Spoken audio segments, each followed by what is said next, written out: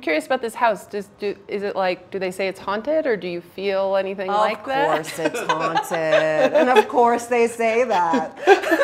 It's pretty heavy in there. Yeah. It is very there's a definite vibe. And I think they say like a large portion of people that come to stay actually leave in the middle of the night because they're so spooked. But they build it all up. It's a whole thing.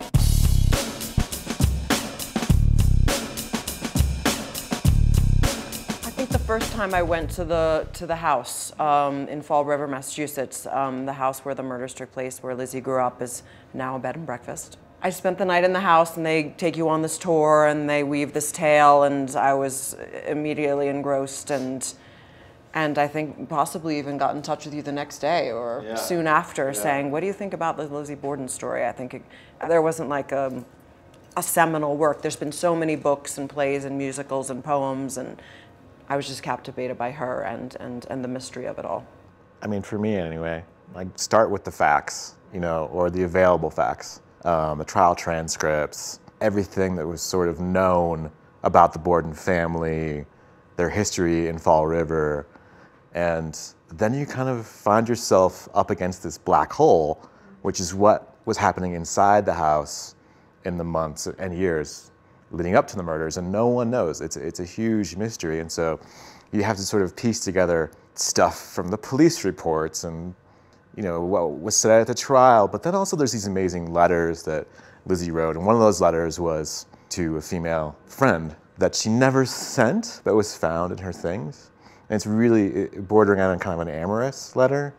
And so for me, it sort of started there, and then the idea that only Bridget and Lizzie were in the house at the time of the murders, and Bridget was really her alibi. She was really the person who said she was outside, you know. I suppose retrofit the story around some of those details. And of course, Bridget is played by Kristen Stewart. For the two of you, were you able to have bonding time? Did you already know each other? How did you sort of develop the connection needed to play this pair?